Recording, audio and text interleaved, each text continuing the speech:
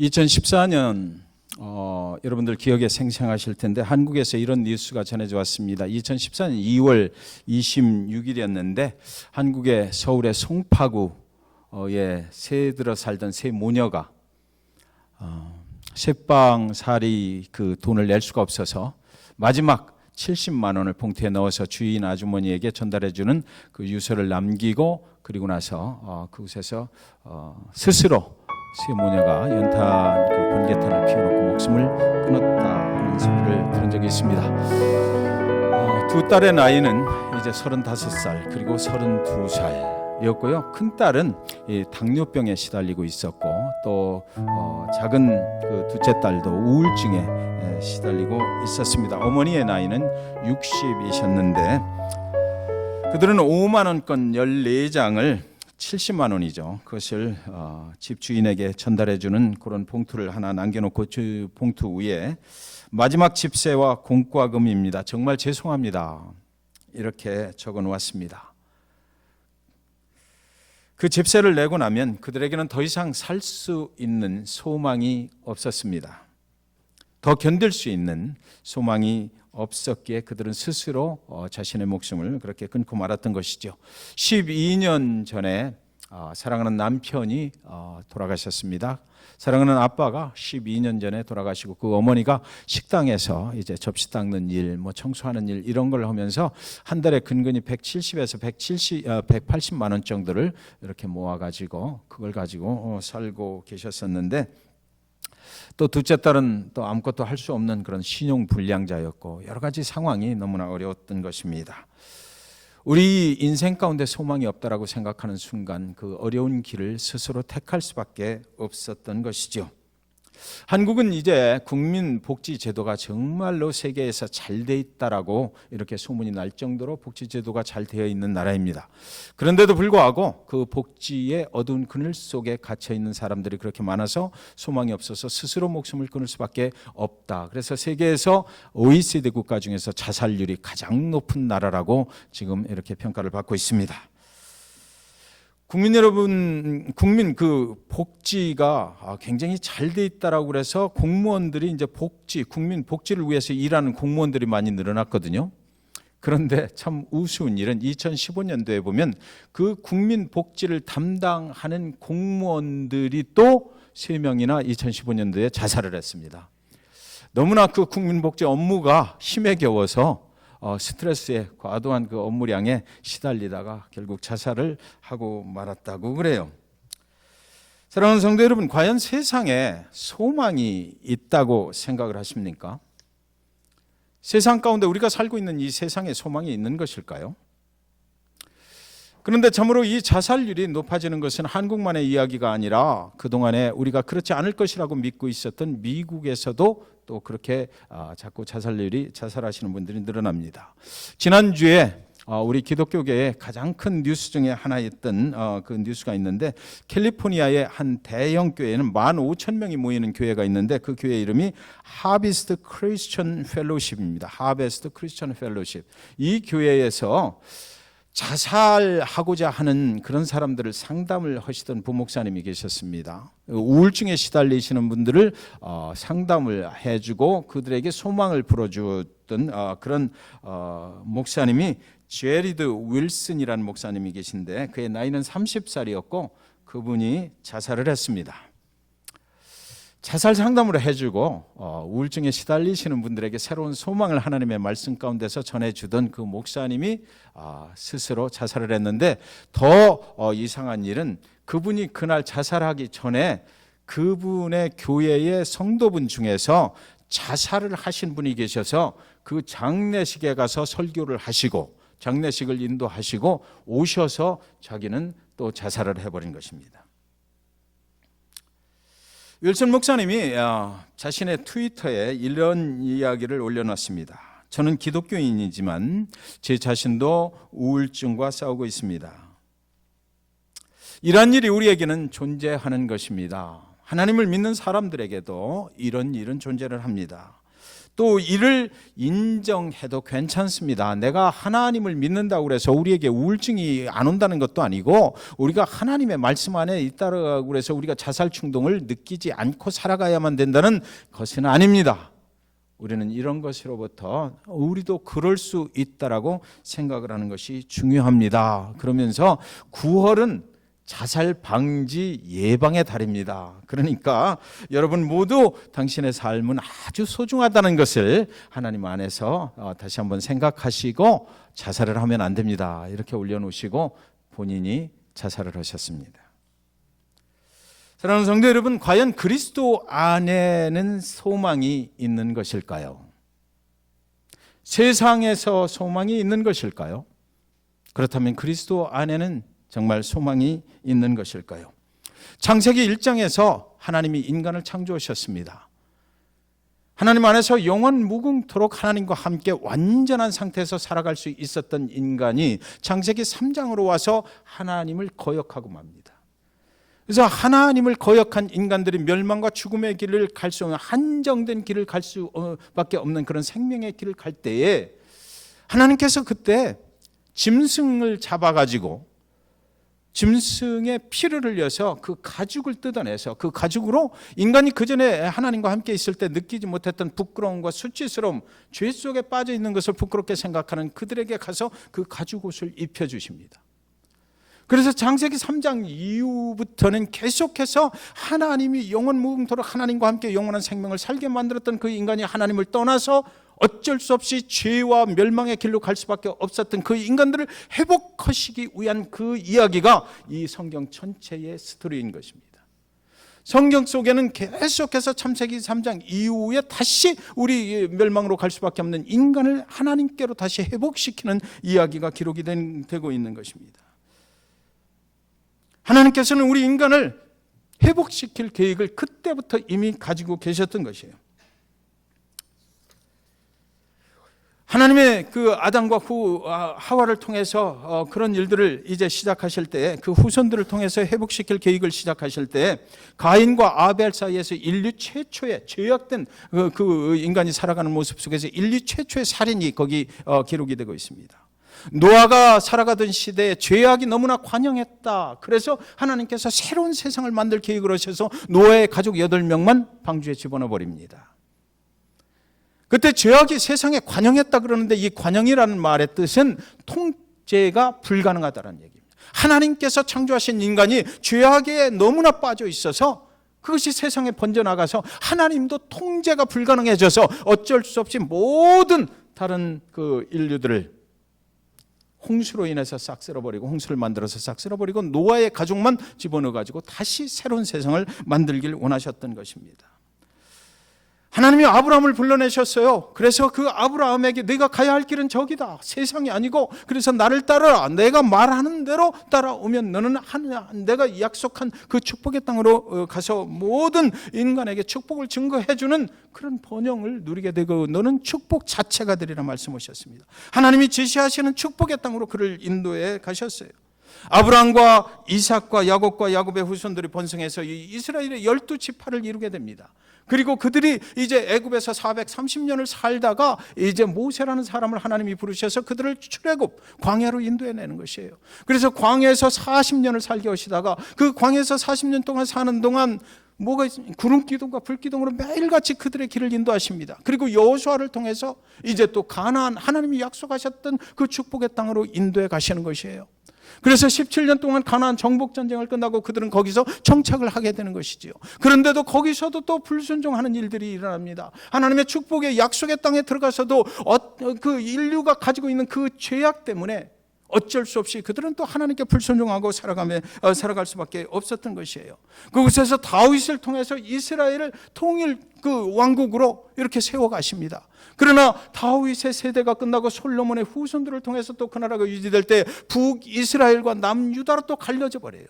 그래서 불행하게도 그들은 한민족으로 하나님이 선택하신 백성으로 축복을 누리면서 살지 못하고 또 갈라져서 북이스라엘은 결국 아시리아라는 그 이방 나라에 의해서 침략을 당해서 없어져 버리고, 그리고 또 남유다는 또 바벨론에 의해서 또 없어져 버리고, 그래서 이 하나님이 택하신 축복의 땅으로 인도하시고 회복하시려고 했던 그 하나님의 계획이 무참히 없어져 버리는, 사라져 버리는 그런 그 비참한 생활을 그들은 할 수밖에 없었던 것입니다.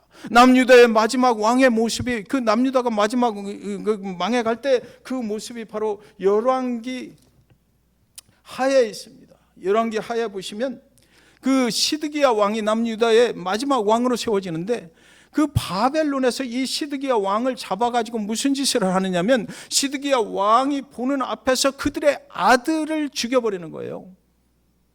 그렇게 하고 시드기야 왕의 그 두 눈을 빼버립니다. 그렇게 하고서 그를 끌고 가요, 바벨론으로. 그러니까 그때 당시에 무슨 소망이 있었겠습니까? 하나님의 백성들, 이스라엘 백성들을 마음속에 무슨 생각이 들었겠느냐고요. 하나님이 약속은 하셨지만 그 하나님의 약속하심은 이제 더 이상 일어날 수가 없는 것이구나. 우리가 이렇게 비참하게 하나님께 불순종했다는 것 때문에 우리는 하나님으로부터 징계와 심판을 받아서 우리에게 그동안 가지고 있던 모든 소망은 이제 사라졌다. 하나님 그분께서 우리에게 약속하셔서 우리는 최선을 다해서 해왔지만 그러나 때때로 불순종했고, 그것들 때문에 그 심판을 우리는 면할 수가 없어서 이제 우리는 모든 것으로부터 소망을 잊어버리고 우리의 소망은 어디에 있는가? 하나님, 그때 가서 부르짖고 하나님의 심판을 면하게 해 주십시오라고 그렇게 애타게 간절히 하나님께 부르짖어 봐야 이제는 소용이 없다, 우리는 끝났다라고 생각할 수밖에 없었던 것이 바로 이스라엘의 구약에 있는 역사라고요. 하나님께 선택받아서 살아가는 그 백성들에게도 소망이 없는 날이 있었다는 것이죠. 더 이상 우리는 소망이 없고 어떻게 이 환경을 수 있는 힘과 능력이 우리에게는 없고, 우상을 섬기는 나라에 그 침공을 당해서 우리 모든 자들이 포로로 끌려가고, 예루살렘에 남아있는 자들은 비천한 자들만 남겨놓고, 예루살렘 성은 무참히 무너져버리고, 더 이상 우리에게는 소망이 없다, 예루살렘으로 돌아갈 길도 없고, 이방에서 이렇게 포로로 잡혀서 노예 생활하다가 우리는 그저 이제 죽고 말고 하나님의 뜻을 이룰 수 있는 그런 길은 없어졌다라고 그들이 생각하지 않았겠습니까? 우리에게는 더 이상 소망은 없다라고 생각했을 것입니다. 그런데 이 고난의 이유를, 이 고통의 이유를 성경은 기록해 놓기를 하나님께 불순종했기 때문이다라고 기록해 놓고 있습니다. 하나님의 약속이 이루어지는 과정에서 그 하나님의 백성들이 하나님을 따라가면서 살아가다가 불순종했기 때문에 하나님은 그들을 불순종해서 순종하는 삶으로 바꿔버리려고 하기 위해서 그럴 수밖에 없었다라고 성경은 기록하고 있어요.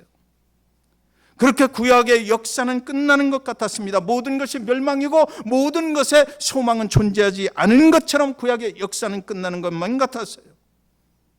그런데 예레미야서 23장 5절에 하나님께서 불러 세운 선지자가 이렇게 말합니다. 여호와의 말씀이니라. 보라, 때가 이르리니 내가 다윗에게 한 의로운 가지를 일으킬 것이라. 다윗의 자손에서 의로운 가지가 나올 것이다라고 하나님이 세우신 선지자가 말하는 것입니다.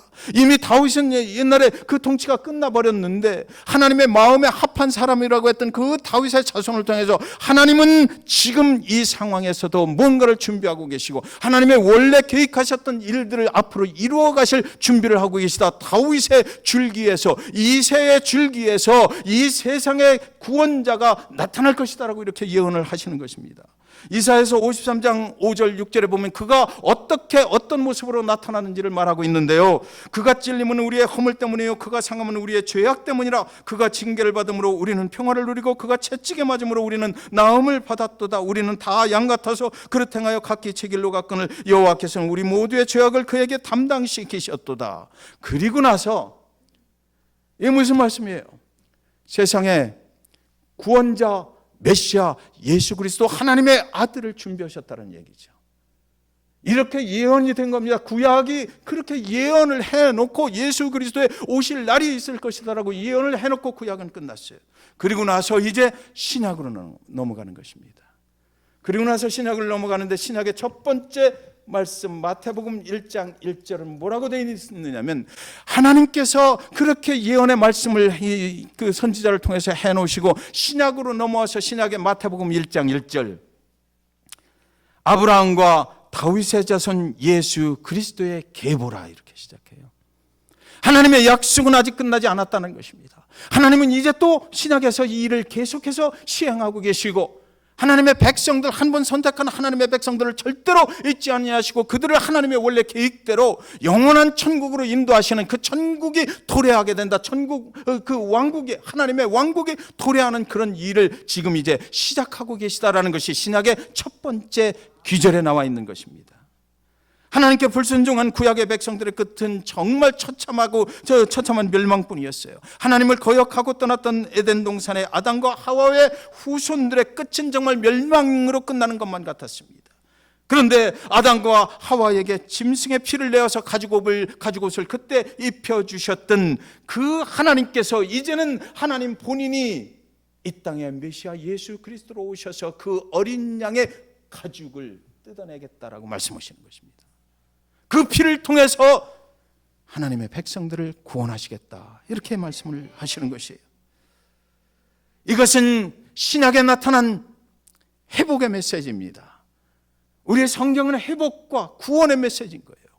그래서 하나님께서 한 번 약속하신 그 말씀은 아직도 계속 이루어지고 있다는 것을 우리에게 보여주고 있는 것이죠. 마태복음 1장 1절에 아브라함과 다윗의 자손 예수 그리스도의 계보라, 이렇게 시작하신 그 신약의 말씀이 마태복음 2장 2절에 가면 유대인으로 왕으로 나시니가 어디 계시냐, 우리가 동방에서 그의 별을 보고 그에게 경배하러 왔노라, 정말 이루어지는 것입니다. 그 구원자 메시아 예수 그리스도가 이 땅에 정말 나타나는 것이에요. 그리고 나서 또 마태복음 4장으로 가면은 예수님께서 이 땅에 오셔서, 그때 오셨을 때 침례 요한이 광야에서 예수님의 오심을 선포하고 회개하라 천국이 가까웠느니라, 그렇게 이제 메시지를 증거하고 있을 때 예수님께서 그 침례 요한에게 가서 나에게 침례를 베풀어 달라 그래요. 예수님께서 침례 받을 이유가 하나도 없으신 분입니다. 그분은 죄가 없으신 분이 하나님 본체예요. 그런데도 불구하고 그분은 가서 그에게 침례를 좀 받게 해달라고 그랬을 때에 그가 침례를 받게 되는 그 장면이 기록되어 있는데, 예수 그리스도 그분께서 물에 들어가셔서 그 침례 요한으로부터 침례를 받을 때 하늘이 열렸다 그랬어요. 하늘 왕국이 이 땅과 연결이 되는 것입니다. 예수 그리스도 그분을 중재자를 통해서 하늘이 열리고, 그리고 하늘에서 하나님의 음성이 들려오는데 뭐라고 들려요? 이는 내 사랑하는 아들이라 그래요. 하나님의 왕국이, 약속하셨던 그 왕국이, 하나님의 천국이 열리고 그곳에서 이 땅에 있는 죄인들과 연결이 되는 순간이었던 것입니다. 하나님의 약속하심은 그것으로 끝나지 않았고, 구약에서 그 비통한 그런 마음으로 끝나지 않았고, 이 신약에 오면서 다시 하나님이 이 일을 시작하셔서 하나님의 백성들을 다시 하나님이 약속하신 대로 회복하시는 완전한 하나님의 왕국이 도래할 것을 선포하셨던 것입니다. 예수님은 이제 이 땅에 오셔서 제자들을 부르시잖아요. 나를 따르라. 그들이 모든 것을 접어놓고 예수님을 따라가요. 그리고 예수님이 이 땅에 오셔서 3년 동안 하셨던 일들은 뭐예요? 천국에 대한 이야기였어요. 하나님의 왕국에 대한 이야기였어요. 하나님의 왕국이 도래한다. 하나님의 회복 그 계획은 아직도 끝나지 않았다. 분명히 하나님이 왕국은 도래할 것이고 예수 그리스도 재림의 날이 있을 것이다 라고 분명하게 그 천국에 대해서, 도래할 천국에 대해서 얘기를 하셨던 것입니다. 고대하던 하나님의 나라가 아직 오지 않았지만 계속해서 이제 도래할 것이다.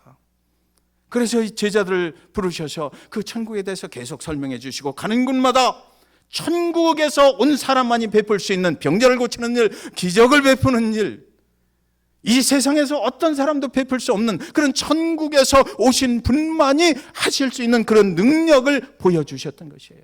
사람들은 수없이 그 예수 그리스도를 따라가서 천국에서 온 사람이구나, 천국에서 온 사람이구나, 하나님의 왕국이 도래하면 저런 일들이 일어나는구나를 알게 됐던 것이지요. 그렇게 3년을 공생애를 하실 때 이제 제자들이 어느 날 주님한테 이렇게 묻습니다.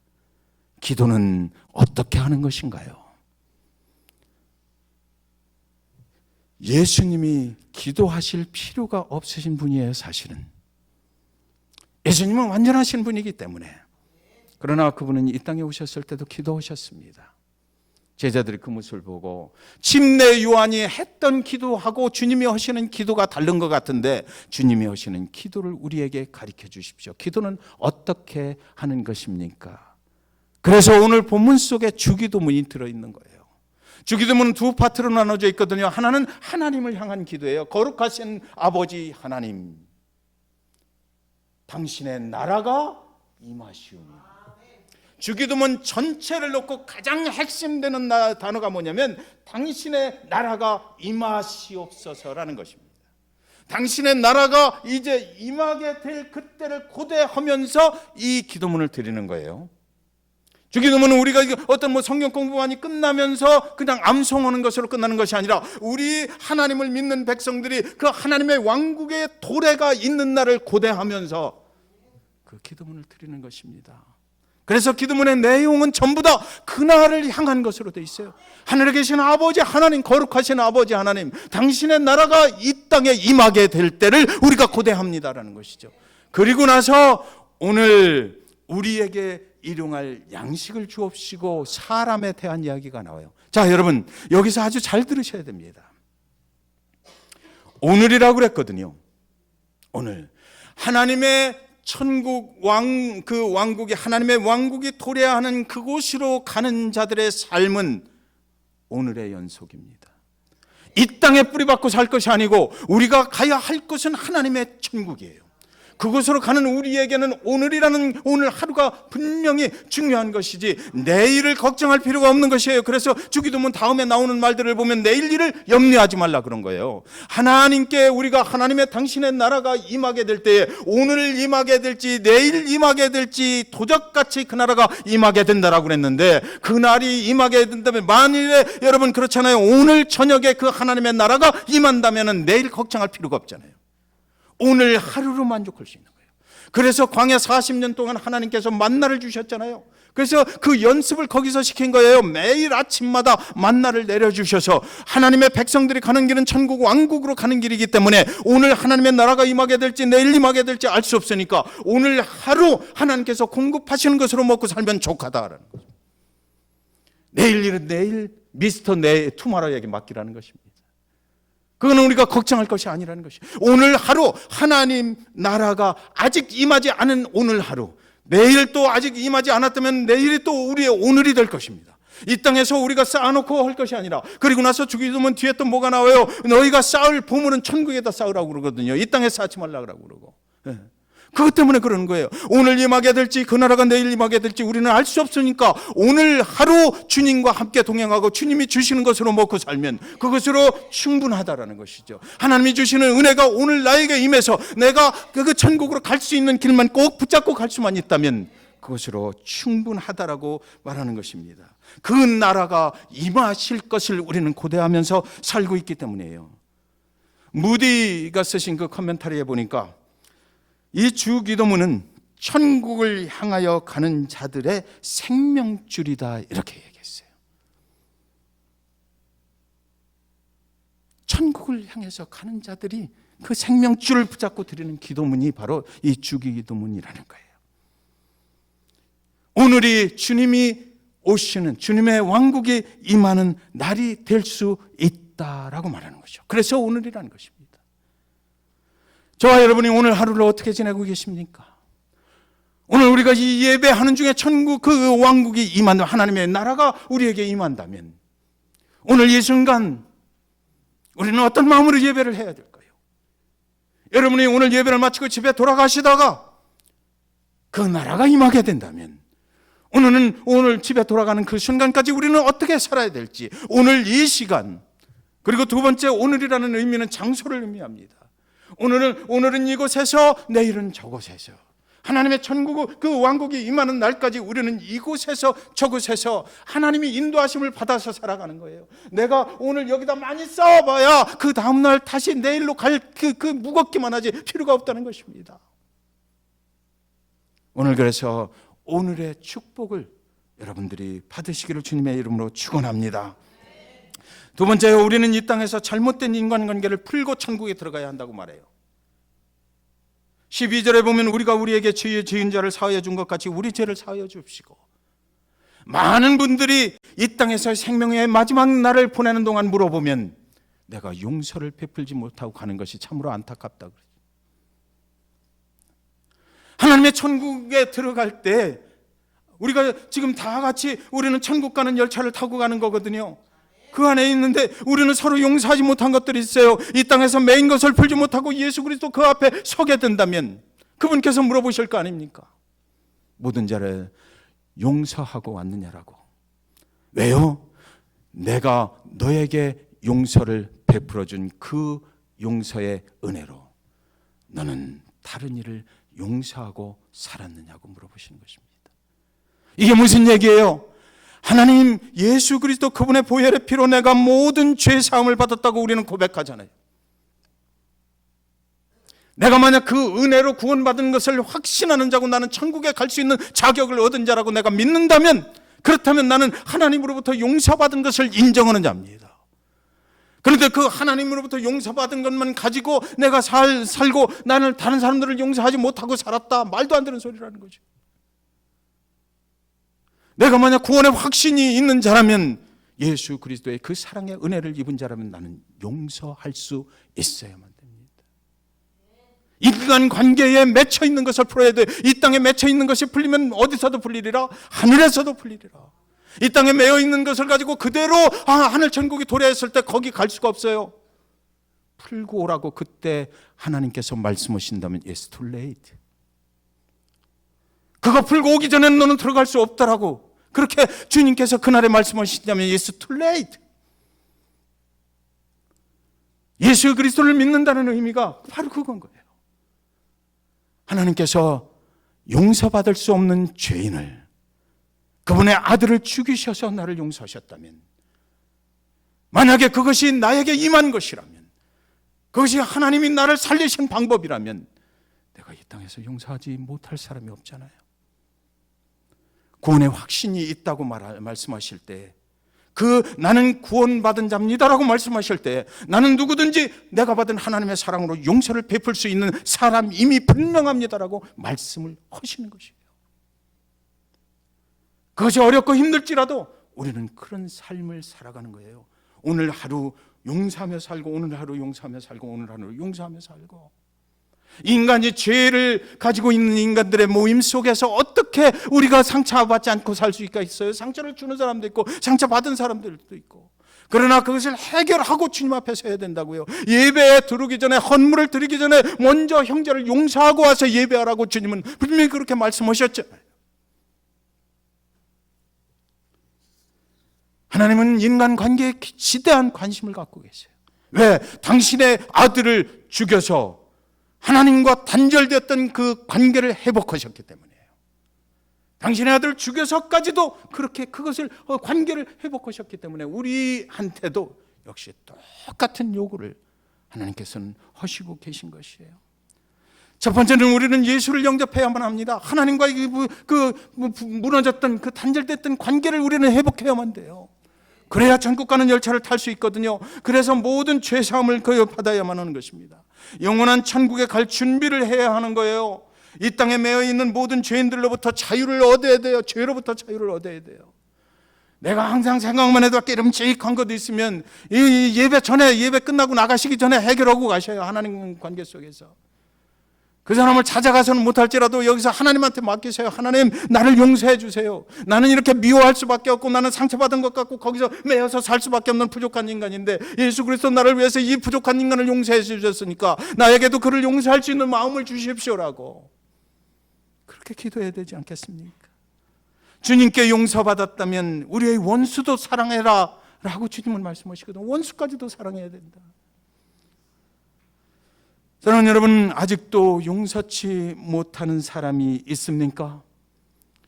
오늘 예배 끝나고 나가시다가 하나님의 왕국이 도래한다면 오늘 여기서 그 문제를 해결하고 나가셔야 돼요.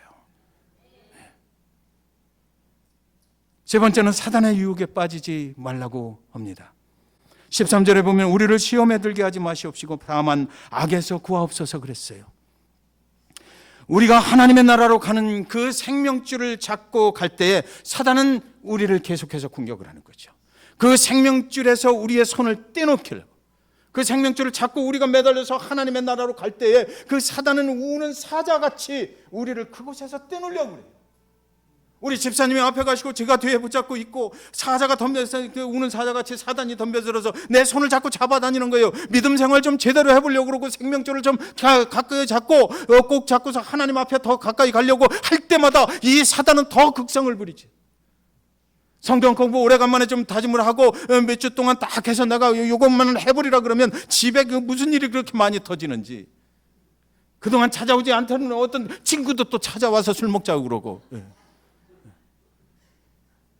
이게 사단의 전략이거든요. 그 생명줄에서 어떻게든지 우리를 잡아 끌어버리는 거예요. 떨어뜨려 버리려고 하는 거예요. 그래서 우리가 기도할 때 우리를 시험에 들게 하지 마시옵시고 다만 악에 속아옵소서. 사단이 그 악한 거거든요. 우리를 멸망길로 떨어뜨려 버리려고 하는 거예요. 그러니까 거기서 꼭 붙잡고 있을 수 있도록 우리를 좀 도와주세요 하는 거예요. 나의 힘으로 안 되니까 하나님의 성령께서 우리를 도와주세요. 하나님의 능력으로 그걸 꼭 붙잡고 갈 수 있도록 도와주세요라고 우리는 기도하라는 것이지요. 사단의 시험과 유혹이 다가올 때 어떻게 해야 되겠어요? 저는 성도님들이 가만히 보면 그러실 때 있어요. 뭔가 열심히 하시려고 그러면 꼭 무슨 일이 터져. 그래서 목사님 내가 열심히 하려고 그랬는데 정말 이번엔 제대로 한번 해보려고 그랬는데 또 그 일이 있어갖고 바빠서 안 되겠어요. 그 일 먼저 해야 되겠어요. 제가 말씀드리죠. 집사님, 그런 때일수록 더 하나님을 붙잡으세요. 우선순위를 바꾸세요. 하나님 앞에 먼저 하셔요. 하나님이 원하시는 그 길 작정했던 거, 그걸 먼저 하셔요. 사단이 지금 집사님을 노리고 있는 것입니다. 아만 이렇게 말씀드려도 사단의 역사가 얼마나 센지 대개 90%는 그거 안 되더라고요. 그래도 목사님 그 먼저 해야 돼요. 그리고 또 하나, 사단이 우리를 시험할 때 우리가 잘 봐야 되는 것은 주기도문 속에 오늘 뭐라고 되어 있어요? 우리의 일용할 양식을 주옵시고. 왜 우리라고 했을까요?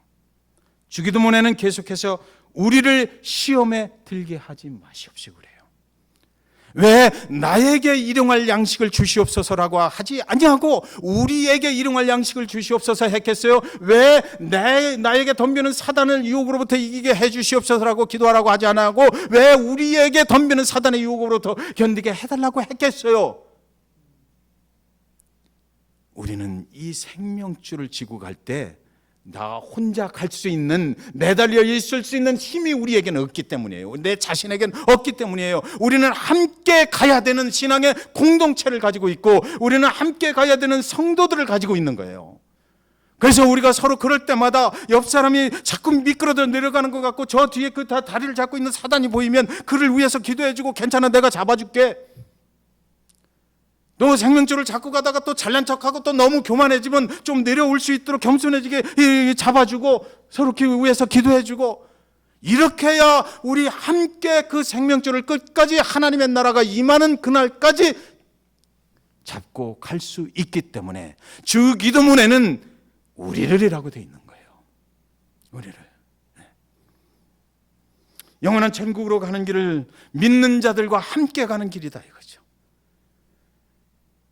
담임 목사 혼자 갈 수 있는 길이 아니니까 여러분 저를 위해서도 기도해 주세요. 저도 여러분을 위해서 기도하고 조금 미흡한 것 같고 조금 잘 안 되는 것 같고 그럴 때 심판과 정죄하는 눈으로 보지 마시고 서로가 서로를 위해서 기도해 주고 조정해 주고 권면해 주고 그걸 또 받아들일 수 있어야 되고, 내 자신이 지금 생명줄에 정말 잘 붙어 있는지 먼저 확인하시고요. 함께 가는 신앙의 공동체가 나 때문에 생명줄에서 떨어져 나가지 않도록 기도하시고, 우리 함께 이 하나님의 예수 그리스도가 머리 대신 이 교회를 통해서 이 공동체가 함께 가는 거거든요. 성경 어딘가는 기억되지 않는데 우리가 하나님 앞에 서는 날 목사한테 물어본대요. 네. 그 교회 사람들 어땠느냐고. 목사가 뭐라고 해야 될까요? 기똥차입니다. 예. 그렇게 얘기해야 되겠죠. 우리는 함께 왔습니다. 우리는 함께 살았습니다. 우리 교회는 신앙의 본질을 추구하면서 예수 그리스도 당신이 흘려주신 그 보혈의 피에 감사해서 언제나 하나님 아버지 앞에 우리가 어떻게 하면 이 생명줄을 꼭 지고 갈 수 있는지 서로 무너지고 떨어져 나가려고 할 때 붙잡아주고 서로를 위해서 기도해 주면서 여기까지 왔습니다. 어렵고 힘들었지만 주님 이렇게 해서 온 거예요 라고 우리가 얘기할 수 있어야 되겠죠. 신앙의 공동체가 바로 교회예요. 이 교회는 바로 그런 의미를 가지고 있는 것입니다. 주 기도문 속에 그 내용이 들어있는 거예요.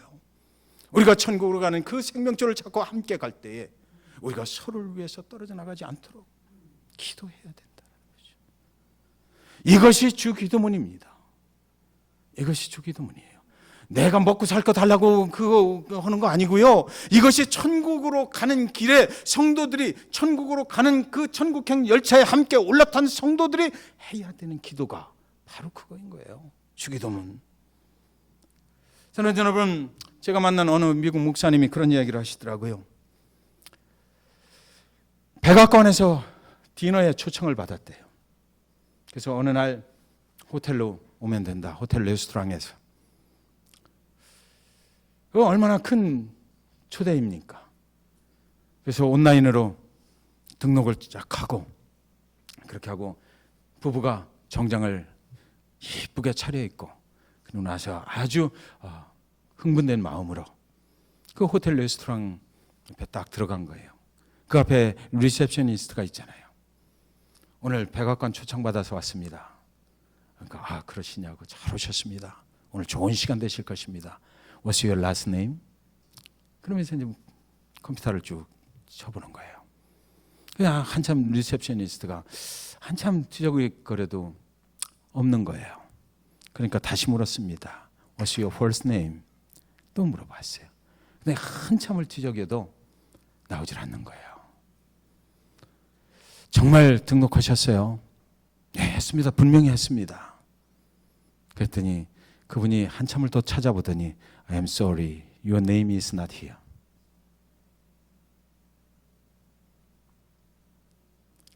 그 부부가 그곳을 나와서 정장을 입고 왔으니까 그 근방에 정장 입고 들어가는 고급 호텔 레스토랑으로 가서 그곳에 앉아서 뭔가 음식을 또 시켜서 먹었다고 그래요.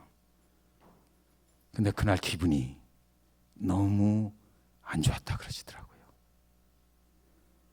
우리는 당연히 거기서 악셉트 해줄 줄 알았는데 자기는 이름이 거기 없는 거예요. 정말 잘 차려입고 갔는데 그 옆에 있는 어떤 레스토랑에 가서 그들이 음식을 시켜 먹는데 그 음식이 맛이 있었겠어요? 여러분, 사랑하는 여러분, 오늘은 우리가 주님을 사랑한다라고 내 입술로 말할 수 있어요. 오늘은 내가 하나님을 사랑합니다라고 내가 말할 수 있어요. 나는 구원받은 자라고 나는 말할 수 있어요.